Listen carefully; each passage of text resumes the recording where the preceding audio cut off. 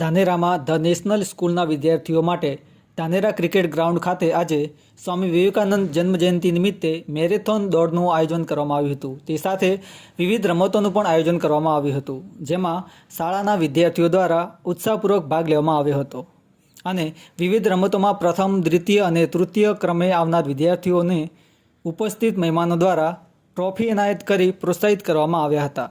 આ કાર્યક્રમમાં મુખ્ય મહેમાન તરીકે ધાનેરાના ધારાસભ્ય માવજીભાઈ દેસાઈ, ભાજપ અગ્રણી ભગવાનભાઈ પટેલ, જગદીશભાઈ પટેલ, તરુણભાઈ મોદી સહિત શાળાના એમડી નરપતસિંહ ઉપસ્થિત રહ્યા હતા અને વિદ્યાર્થીઓને ટ્રોફી એનાયત કરી પ્રોત્સાહિત કર્યા હતા.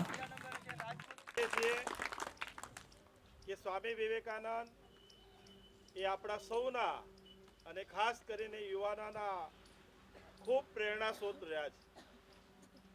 એમણે આપણા રાષ્ટ્ર માટે, આપણા દેશ માટે, જે હમણાં જગદીશભાઈએ વાત કરી એ પ્રકારે એમણે સમગ્ર વિશ્વની અંદર ભારતનો ડંકો વગાડવાનું કામ